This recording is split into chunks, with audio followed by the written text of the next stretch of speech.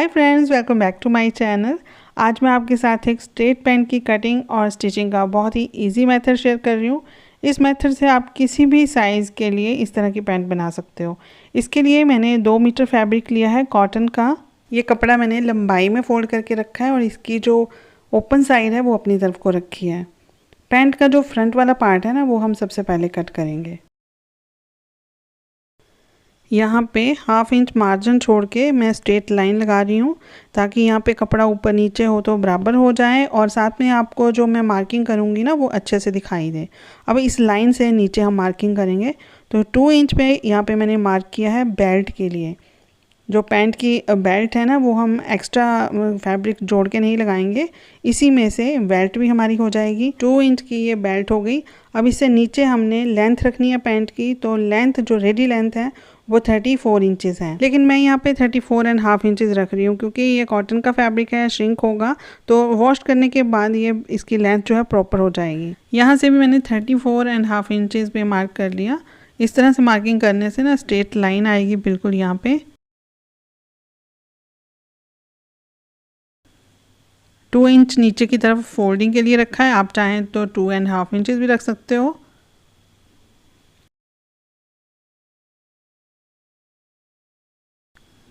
अब यहाँ पे हमें कमर की मार्किंग करनी है तो उसके लिए हमें हिप की मेज़रमेंट चाहिए होगी। तो हिप यहाँ पे है 40 इंचेस। 40 को 4 से डिवाइड कर देंगे या फोर्थ पार्ट निकाल लेंगे 40 का, तो आता है 10 इंचेस। अब 10 इंच में यहाँ हम 2 इंच ऐड कर लेंगे मार्जिन के लिए, जो हम लूजिंग के लिए रखते हैं ना कपड़ा, तो उसके लिए हम 2 इंच मार्क कर लेंगे।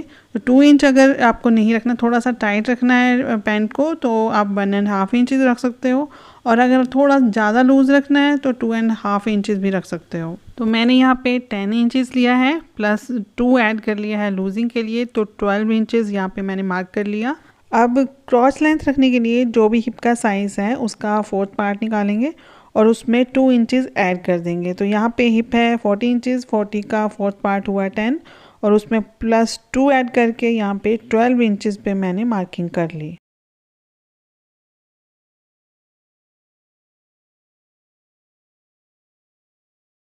क्रॉच शेप देने के लिए यहाँ पे 2.5 इंचेस पे मार्किंग करेंगे, और अगर हैवी साइज़ है तो 3 इंचेस लेंगे। ये देखिए शेप देने के लिए इस कॉर्नर से 1.5 इंचेस पे मार्किंग की और इस तरह से शेप दे दी। अब ये देखिए यहाँ से हम इसका हाफ कर लेंगे, तो ये टोटल बनता है 14.5 इंचेस। अब 14.5 इंचेस का हमने यहाँ पे हाफ कर लिया और पॉइंट लगा दिया यहाँ, और ये देखिए इतना ही हम नीचे की तरफ भी मार्क कर लेंगे। यहाँ पे रखनी है हमें मोरी, तो जितनी भी मोरी रखनी है मैं यहाँ पे 4 इंचेस एक साइड और 4 इंचेस दूसरी साइड ले रही हूँ। मेरा टोटल पोंचा 9 इंचेस होता है। अब यहाँ पे भी मैंने 4 इंचेस पे मार्क कर लिया। अब इस पॉइंट को इसके साथ और इस पॉइंट को यहाँ पे मिलाना है। यहाँ पे ये पॉइंट हमने कैसे लगाना है, ये देखिए यहाँ पे भी हमने 12 इंच लिया था और यहाँ भी 12 इंचेस ले लिया। ये देखिए ये 12 इंचेस है ना, तो यहाँ पे भी इतना ही लेना है बस। अब ये स्केल लेके इन पॉइंट्स को आपस में इस तरह से मिला देंगे। अगर आपके पास ये स्केल नहीं है तो फ्री हैंड से भी आप इन पॉइंट्स को मिला सकते हो।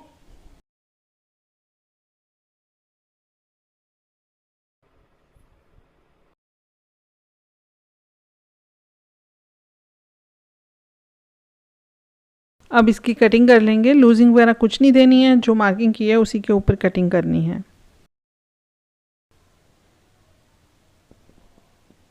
ये हो गया फ्रंट वाला पार्ट। अब जो कपड़ा बचा हुआ है उसको बस इसी तरह से हमने फिर से बिछा देना है और इसके ऊपर करेंगे हम बैक पार्ट की कटिंग। यहाँ से हमने नीचे की तरफ को 2 इंच रखना है एक्स्ट्रा, क्योंकि बैक वाला जो पार्ट होता है ना वो हम 2 इंचेस एक्स्ट्रा रखते हैं ताकि उठने बैठने में प्रॉब्लम ना हो। यहाँ पे हम स्केल से एक लाइन लगा लेंगे। अब ये जो हमने फ्रंट वाला पीस कट किया हुआ है ना उसको इस तरह से रखना है, बिल्कुल एक बराबर करके यहाँ पे इसे बिछा देंगे इसके ऊपर। जो ऊपर की तरफ हमने 2 इंचेस एक्स्ट्रा लिया था उसको ऊपर की तरफ को ही छोड़ दिया है, उससे नीचे ये इस तरह से बिछाना है इसे। अब यहाँ से तो ये एक बराबर होगा, यहाँ पे हमने कोई भी लूजिंग वगैरह नहीं देनी है, एक्स्ट्रा मार्जिन नहीं लेना है यहाँ। अब यहाँ पे और यहाँ पे यहाँ 2 इंच की लूजिंग देंगे, तो वो किस तरह से देनी है ये देखिए, यहाँ से 2 इंचेस पे मार्क कर लेंगे।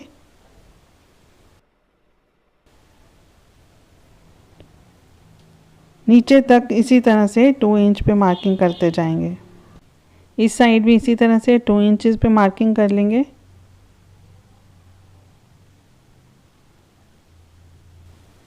अब यहाँ पे क्रॉस शेप दे दी इस तरह से, इन पॉइंट्स को आपस में मिलाते हुए ऊपर तक ले जाएंगे। यहाँ पे इस पॉइंट को हमने इस पॉइंट के साथ इस तरह से मिलाना है। तो ये 2 इंच एक्स्ट्रा हमारा बैक वाला पार्ट हो गया, और नीचे की तरफ जो मार्क्स लगाए हैं उनको भी आपस में मिला देंगे। ये बैक वाला पार्ट भी रेडी हो गया है, अब इसकी भी कटिंग कर लेंगे।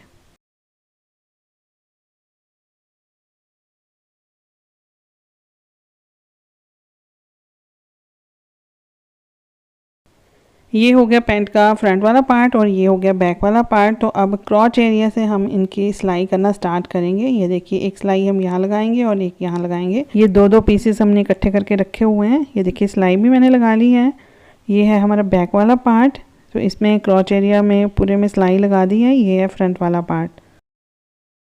नॉर्मली हम साइड की स्टिचिंग पहले करते हैं, लेकिन इसमें हमने लूप्स लगाने हैं साइड में, तो सेंटर की सिलाई हम पहले लगाएंगे। यहाँ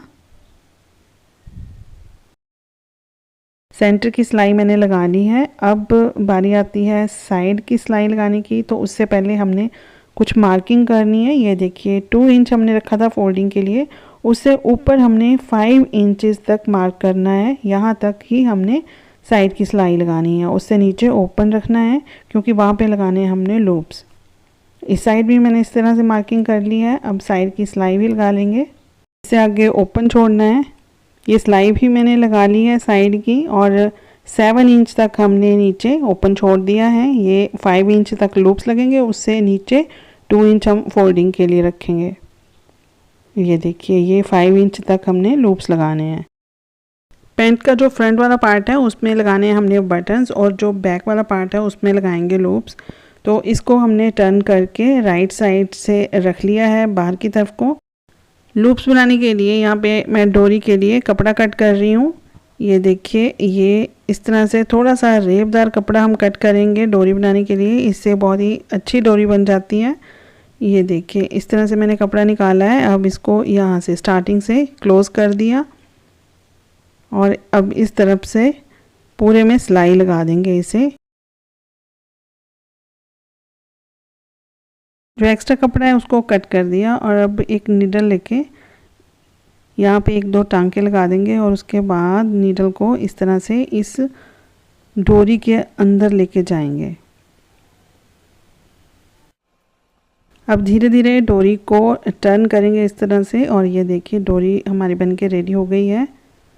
अब इसके लूप्स बना लेंगे हम 2.5 इंचेस के। अब ये ली हमने पैंट, इसका जो फ्रंट वाला पार्ट है ना, उसमें हम सिलाई लगा देंगे, मतलब फोल्ड कर लेंगे उसको।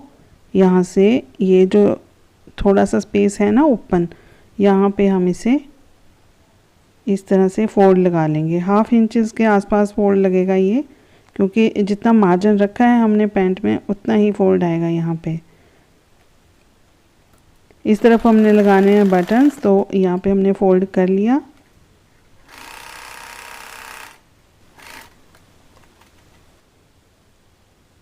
अब ये देखिए, ये मेरे पास लेस है, तो इस लेस से ना इस तरह से फ्लावर्स कट करके मैं इसके ऊपर पेस्ट करूँगी। तो सेम यही चीज़ मैंने कुर्ती में भी की हुई है, तो उसके साथ मुझे इसे पेयर अप करना है अच्छे से। तो इसमें तभी मैं इस पे पोंचे पे डिज़ाइनिंग कर रही हूँ इस तरह से। इनको मैं ग्लू गन से ही पेस्ट कर रही हूँ। अगर आप भी इस तरह की डिज़ाइनिंग करते हो अपने लिए ना, तो ये ग्लू गन ज़रूर रखिएगा, बहुत काम की चीज़ है ये। तो इससे जो भी हम पेस्ट करते हैं ना, बिल्कुल भी निकलता नहीं है, और बिल्कुल भी स्टिकी नहीं होता है।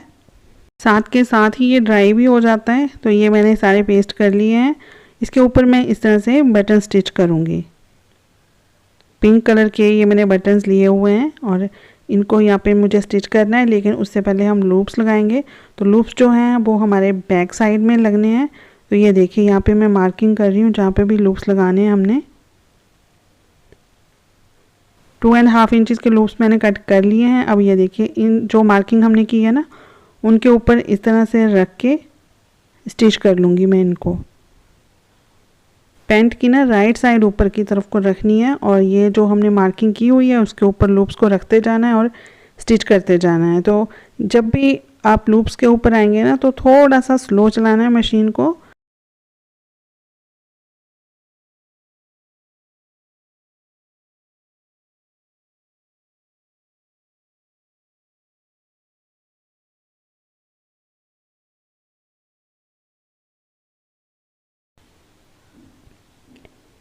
इसे ऐसे टर्न करके इसके ऊपर एक सिलाई लगा देंगे।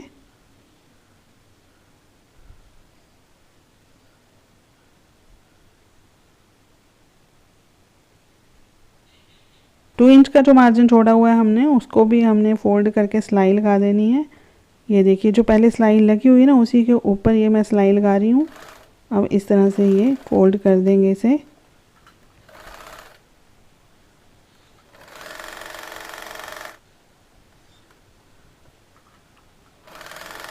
सिलाई को क्लोज भी उसी तरह से करना है जैसे हमने स्टार्ट किया था, नीचे तक। तो ये हमारे लूप्स लग गए हैं। अब बटन्स स्टिच करने यहाँ पे, तो फ्लावर्स के सेंटर में ये बटन्स मैं स्टिच कर लूँगी।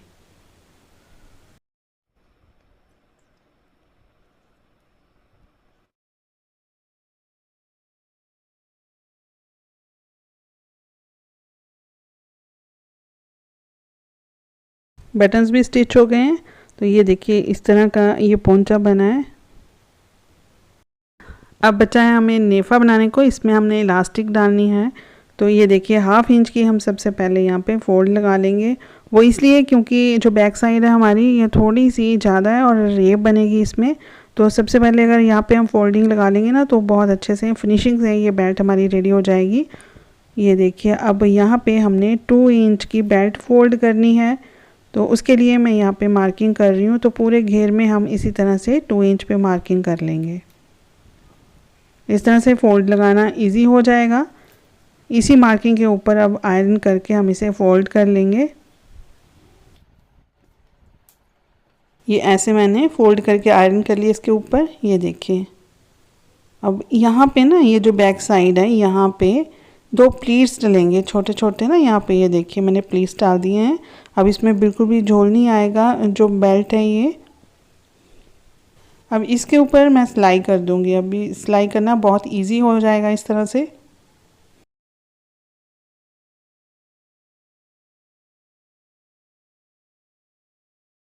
पूरे घेर में मैंने ये इस तरह से सिलाई लगा ली है। अब यहाँ पे 2 इंच का गैप छोड़ दिया इलास्टिक डालने के लिए। तो इलास्टिक डालने का बिल्कुल सिंपल सा मेथड है। जितनी भी आपकी हिप है ना उसमें से 10 इंच कम कर लीजिएगा तो बिल्कुल आपका सही आएगा इलास्टिक। विड्थ इसकी 1.25 इंच है। अब ये देखिए इस तरह से ओवरलैप करके इसके ऊपर मैं सिलाई लगा लूँगी। 4-5 पर इसके ऊपर इस तरह से सिलाई लगा देंगे हम।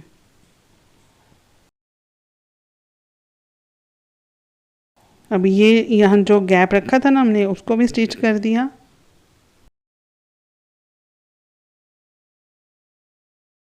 इतना काम हमारा कंप्लीट हो गया। अब ये देखिए ये प्लेट्स जो हैं एक बराबर कर लेनी है इस तरह से खींच के। अब इसके सेंटर में भी हमने सिलाई लगानी है। तो ये देखिए इलास्टिक को खींच के सिलाई लगाते जाएंगे तो ये प्लेट्स भी फिक्स हो जाएंगी और साथ में इलास्टिक भी।